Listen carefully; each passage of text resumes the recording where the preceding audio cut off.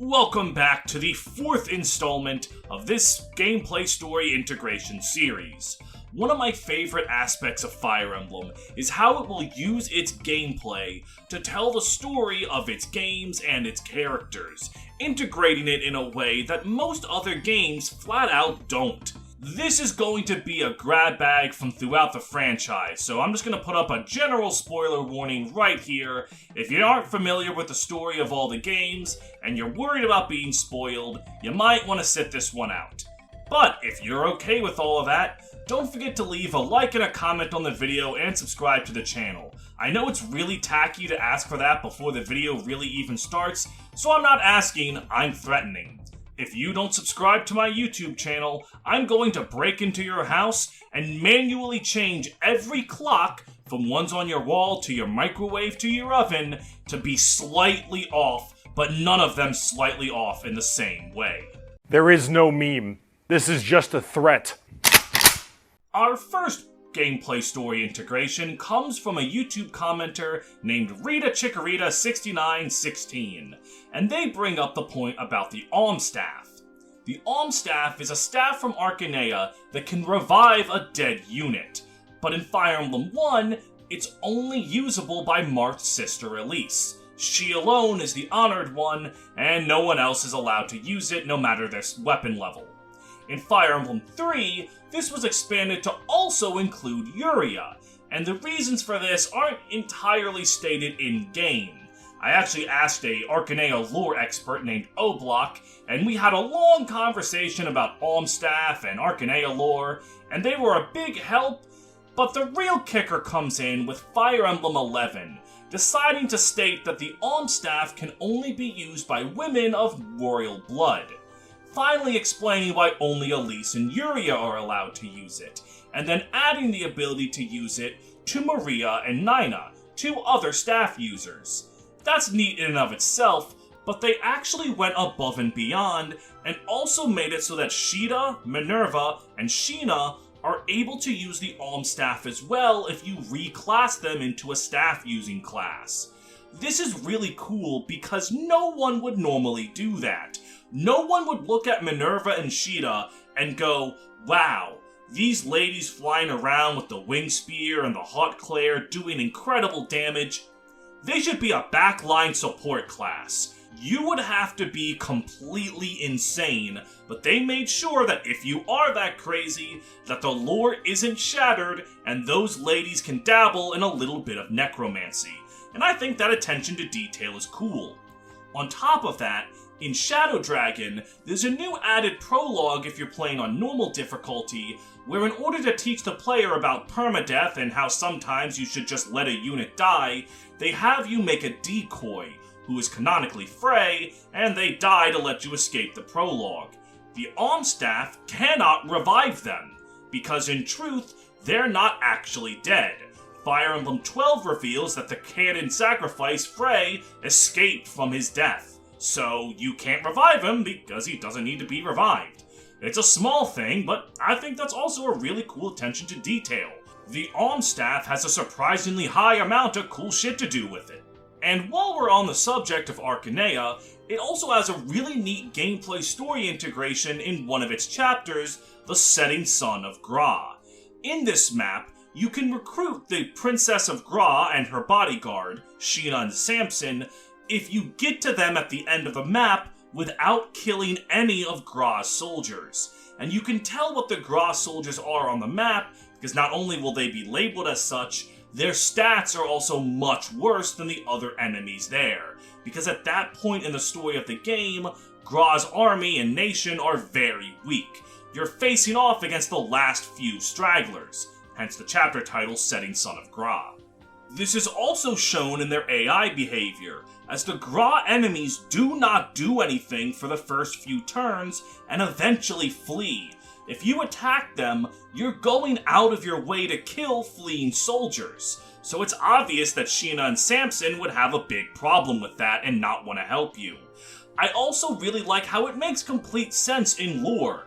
Marth would notice that there are these soldiers who aren't trying to kill him, and he would never raise his blade to fleeing men. The only way that Gra's soldiers do anything is if you kill Sheena. Then they all aggro onto you in a rage because you killed their beloved princess. I really like how the enemy AI interacts with you in this chapter. Though, funny enough, Fire Emblem 12 had to step in and fix a little bit of an oversight. In Fire Emblem 3, the unit Sheena is very weak at the start, but she has incredible growth rates, so the easiest way to level her up was to have her kill her own Gra soldiers, because they're also very weak, and it's an easy way for her to get a lot of level ups. But obviously that doesn't make any sense that Sheena would kill her own men. Fire Emblem 12 fixed this, so that if you kill any Gra soldiers after recruiting Sheena and Samson, they betray you and become unre-recruitable. So it's kinda neat that Fire Emblem 12 thought about that little oversight. This next one is yet another one from the YouTube comments section that I didn't really think about, but I had two different people comment on this exact point. Commenter BBHood217 and Zan4591, both of them bringing up how slow it is to get supports with Serra. Last episode, I brought up how all supports grow at a different rate in different base, because everyone's relationships are that different. But with Serra, she has the slowest supports in all of the GBA games, having very little base with anyone, and any growth she has is only 1 or 2 points per unit. None of the 3 or 4 that are easy to get, so it is very, very hard to have anyone get close to Serra. Likely due to the fact that in the lore of Fire Emblem 7, she's annoying as shit, and no one really likes her that much. People put up with her, but to explain how annoying she is, in her paired ending with Urk, when she actually does get married to him, Hector is stated in the text of the game itself to gladly get rid of her. So her annoying nature is literally baked into the coding of the game.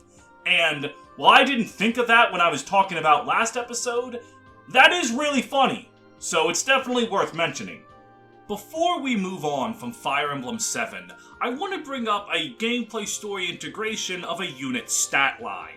Now, Renault was mentioned in the very first episode of this series, and is probably one of the most famous examples overall from the GBA games, but Legault is also worth mentioning because his stat spread is very underwhelming.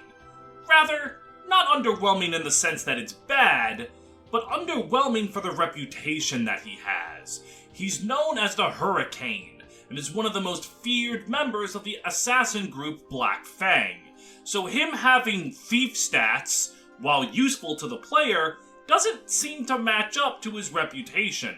This is because supports reveal that his job was to kill traitors to the organization.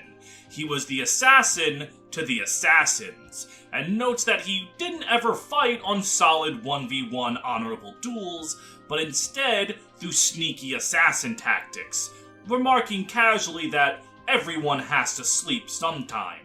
So his reputation is very much earned, despite his stat spread being unassuming. Of course he's not going to kill these men on even ground, he'd probably lose that fight. A lot of units are built up in lore as powerful, and then when you get them, they're rather unimpressive, but for Legault, there's actually a reason for that, and I thought that was neat and worth mentioning. Alright everyone, it's time for the government-mandated Fire Emblem 5 segment, and this is one I found out playing a reverse recruitment patch a little while ago, and it floored me when I learned about it.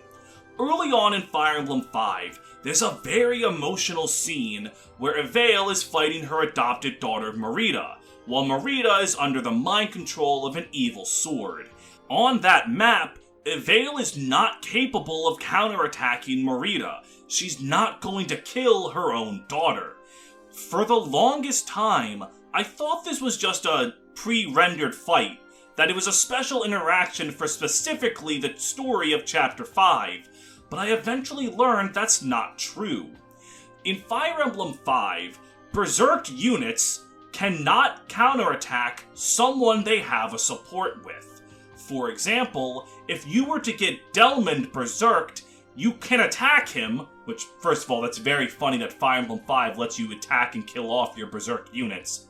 But you can attack him with someone he doesn't support with, like, say, Galzus, and Delmond will defend himself.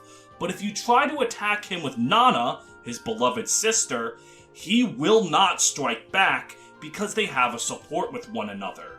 And that's true for any unit with a support. Even under evil, corrupt mind control, there are some bonds that cannot be broken. I think that is such a cool mechanic, and it is so rarely ever going to come into play in regular gameplay, because if a unit gets berserked, you're just going to use a restore staff on them.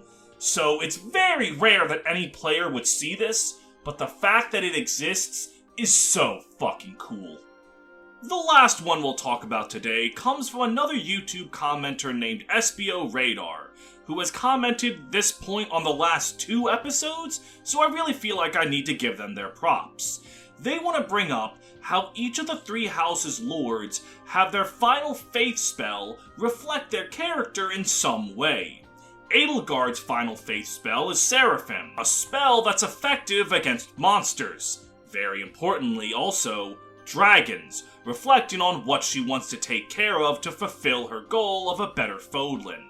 Claude's final faith spell is Silence, a status debilitating spell which fits the idea that he's a schemer, winning his battles with planning and strategy more so than a show of raw might. Now, the show of raw might goes to Dimitri, who gets the incredibly powerful offensive spell Aura, referencing his thirst for power and revenge, and just his general status as an incredibly powerful warrior. Given that faith is a bad thing to go on all 3 of the lords of 3 houses, because they either have a bane in faith or just don't have good magic, it's really neat that they specialize their spell list in that way, and I do understand why they kept commenting about it. And that wraps it up for this installment. This is one of the favorite series that I do, and I'm really glad that you guys seem to appreciate the gameplay story integration as much as I do. If you have any cases that you would like to see me talk about, please feel free to leave them in the comments below. I will gladly read them and might even feature them on the next episode. Before this video ends, I would like to give a huge shout out to my patrons, whose continued support help make this channel possible, and I am always thankful. My patrons include the likes of Adebayo Thompson, Alex Orliga, Amuse Not Beating the Tails Allegations, Andrew Crockett, Bean Juice, Benz Again, Hell on Heelys, Jae Hyun, Justbasito 2, Larmachi, Ly17 Bolt, Moith War Criminal, Morga Lorgan, Played Arrow, Played is pronounced like the pattern, Ranger Man Sam, Sean Vossi, Shen Lu, Viri the Artist, Ya Girl Owen, Brentendo 11, Drew Hack, Fire Emblem Lord, Ginger, Goo Goo Gaga, Cornelia Milkers 92, Inverse, Lev Maverick, Maple Knight, Sam Brett, and Upscale Furry Trash. Thank you all for your continued support, and I'll see you in the next one. Take care.